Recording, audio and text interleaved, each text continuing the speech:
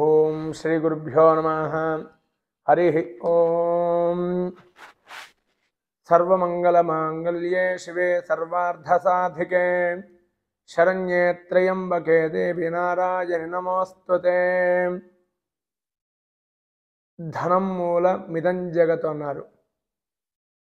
అన్నిటికన్నా గొప్పది ఏమిటంటే ధనం. ధనం అనేది ధనం లేకపోతే మనం ఏం చేయలేని స్థితిలోకి వచ్చాం. ఇప్పుడు మనం అడుగు పెట్టినా సరే ధనం కావాలి, అడుగు తీసినా సరే ధనం కావాలి. అందువల్ల ముఖ్యంగా మనం చేసేటువంటి జీవితంలో తప్పులు ఏం చేస్తుంటామంటే ధనము మనము వేరే వాళ్ళకి ఇస్తుంటాం. ఆశపడి వడ్డీల రూపంలోనో లేకపోతే ఇంకేదో రూపంలో ఆశపడి మనకు ఆశ చూపించి వాళ్ళు ధనం మన దగ్గర తీసుకుంటారు. మళ్ళీ ఆ ధనము వాళ్ళ దగ్గర నుంచి తీసుకోవాలంటే చాలా చాలా కష్టపడతాము, చాలా బాధలు అనుభవిస్తాము. వాళ్ళకి ఫోన్ చేస్తాము, ఫోన్ ఎత్తరు.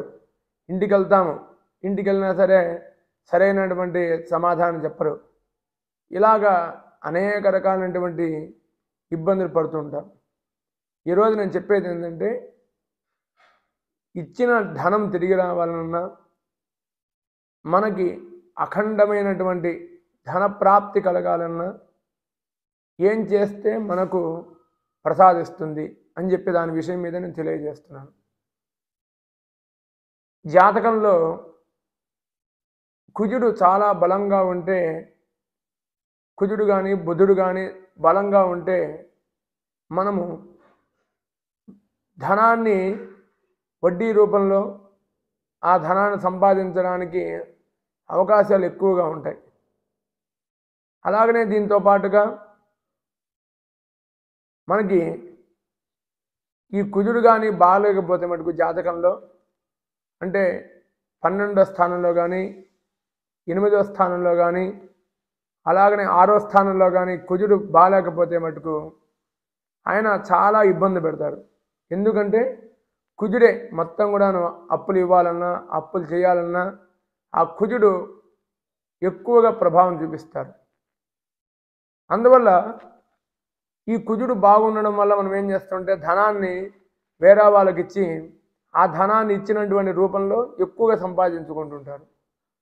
కొంతమందికి ఈ కుజుడు బాగాలేకపోవడం వల్ల వాళ్ళు ఏం చేస్తారయ్యా అంటే ఆ ధనాన్ని వాళ్ళకి ఇచ్చి చాలా చాలా ఇబ్బంది పడుతూ ఉంటారు. దీనికి సరైన మార్గం ఏమిటంటే కుజ అంగారక స్తోత్రం అని చెప్పి ఒకటి ఉంటుంది. ఆ స్తోత్ర పారాయణ చేసుకోవడం వల్ల అంగారక స్తోత్రము అంటాం. ఈ అంగారక స్తోత్రాన్ని పఠించడం వల్ల ఆయన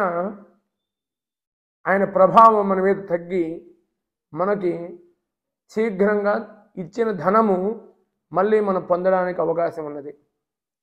అలాగనే ఇంకా మళ్ళీ జీవితంలో ఎవరికి డబ్బులు ఇవ్వకుండా ఆయన జాగ్రత్త చేస్తూ ఉంటారు. అంగారక స్తోత్రం అంటారు.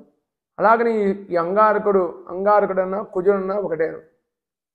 ఆయన సుబ్రహ్మణ్యేశ్వర స్వామి వారి యొక్క పాదాలు పట్టుకొని ఉంటారు. ఆయనకు ప్రీతిగా సుబ్రహ్మణ్యేశ్వర స్వామి స్తోత్రాలు ఉంటాయి. సుబ్రహ్మణ్యేశ్వర స్వామి స్తోత్రాలు, సుబ్రహ్మణ్యేశ్వర కరావలంబ స్తోత్రము, అష్టోత్తరము, అలాగనే భుజంగ స్తోత్రము, ఇలాగా భగవంతుడికి చాలా చాలా స్తోత్రాలు ఉన్నాయి. అవి చేసుకున్నా సరే కుజుడు కంట్రోల్లో ఉంటారు. అందువల్ల ముఖ్యంగా ఏంటంటే ఈ ధనాన్ని బాగా అభివృద్ధి చేసుకోవాలి. మనం చేసేటువంటి వ్యాపారము, ఉద్యోగము అంచెలంచెలుగా అభివృద్ధి చెందాలంటే మనకు ముఖ్యంగా ప్రధానమైనటువంటి దేవత ఎవరయ్యా అంటే మహాలక్ష్మి అమ్మవారు ఉన్నారు. ఈ మహాలక్ష్మి అమ్మవారికి ప్రీతిగా చాలా రకాలైనటువంటి స్తోత్రాలు ఉన్నాయి. చాలా రకాలైనటువంటి విధి విధానాలన్నీ కూడాను మనకి ఋషులు మునులు అందరూ కూడా తెలియజేశారు. వాటిలో ముఖ్యంగా శ్రీ సూక్త పారాయణము అంటారు. ఈ శ్రీ సూక్త పారాయణం అనేది చాలా విశేషమైనటువంటి స్తోత్ర పారాయణం. అది నిత్యం కూడాను పారాయణం చేసుకున్నా సరే మనకి చాలా విశేషమైన ఫలితం కలుగుతుంది. ఈ శ్రీ సూక్తం అనేది వేదమంత్రం, వేదమంత్రం. అది నేర్చుకోవాలన్నా సరే చాలా కష్టంగా ఉంటుంది. ఇప్పుడు మనకి యూట్యూబ్లో మనం వెళ్ళామంటే శ్రీ సూక్తం అంటే చాలు, అది మనం ప్లే చేసుకొని విన్నా సరే అది చాలా మంచి ఫలితం కలుగుతుంది. అలాగనే అమ్మవారికి ముఖ్యంగా ఈ ముఖ్యమైనటువంటి విషయం తెలియజేస్తున్నాను. ఎలాంటి దరిద్రులైనా సరే, అంటే ధనం లేకుండా చాలా చాలా బాధపడుతుంటారు. అలాంటి వాళ్ళనైనా సరే, ఎవరినైనా సరే ధనవంతులు చేసేటువంటి స్తోత్రం ఒకటి ఉన్నదయ్యా. అది ఏమిటంటే సాక్షాత్తుగా ఆదిశంకరాచార్యుల వారు విరచితమైనటువంటి కనకధారా స్తోత్రము అన్నారు. ఆ స్తోత్రం అనేది చాలా నిత్యము మనము జపించే మాట అయితే చాలా విశేష ఫలితం కలుగుతుంది. దాని విధి విధానం ఏమిటంటే ఈ కనకధారా స్తోత్రము, అలాగనే ప్రతినిత్యం కూడాను అమ్మవారికి కుంకుమార్చన చేసుకుంటూ, మహాలక్ష్మి అమ్మవారికి కుంకుమార్చన ఉంటుంది. రోజు కూడాను 2 నియమం తప్పకుండా ప్రతినిత్యం కూడాను ఒక నియమం పెట్టుకొని రోజు కూడాను అమ్మవారికి దీపారాధన చేసుకోవడము. ఆ దీపారాధన అయిన తర్వాత కనకధారా స్తోత్రాన్ని పారాయణం చేయడం ద్వారా, అలాగనే లక్ష్మీ అష్టోత్తరం చెప్పుకుంటూ కుంకుమార్చన చేసుకోవడం ద్వారా మనకి శీఘ్రంగా ధనయోగం అనేది కలుగుతుంది. అంటే ఈ ధనయోగం ఎలా కలుగుతుందయ్యా అంటే మనకు ముఖ్యంగా పూర్వజన్మ సుకృతం అనేది ఒకటి ఉంటుంది. దాని ద్వారానే మన జీవితం నిర్ణయం చేసిబడి ఉంటుంది. అందువల్ల మనం పూర్వజన్మలు చేసినటువంటి సుకృతం ద్వారాను ఆ ధనం అనేది అమ్మవారికి మనం ప్రసాదిస్తూ ఉంటుంది.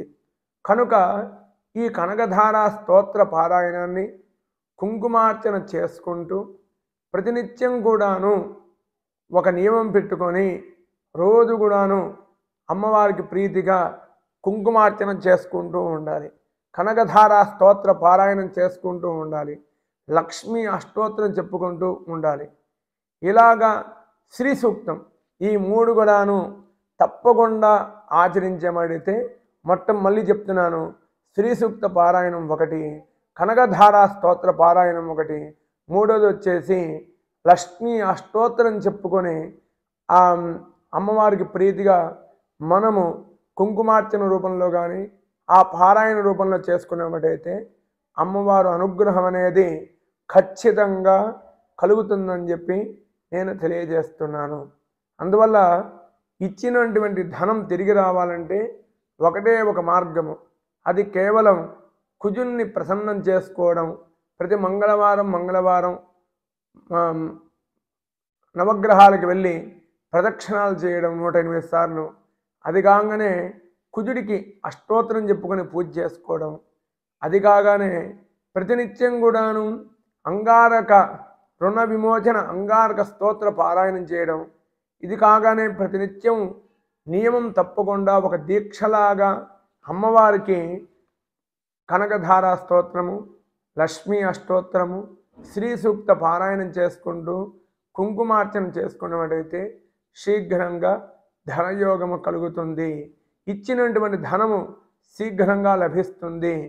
అలాగనే ధనాన్ని వృద్ధి చేసి మనకు అంచెలంచెలుగా ధనాన్ని పెంపొందిస్తుందని చెప్పి నేను ఈ వీడియో ద్వారా తెలియజేస్తున్నాను. భక్తులందరూ కూడాను ఈ యొక్క నియమాన్ని మీరు ఆచరించి అందరూ కూడాను ధనవంతులు కావాల్సిందిగా కోరుతూ ఉన్నాం. జై శ్రీరామ్.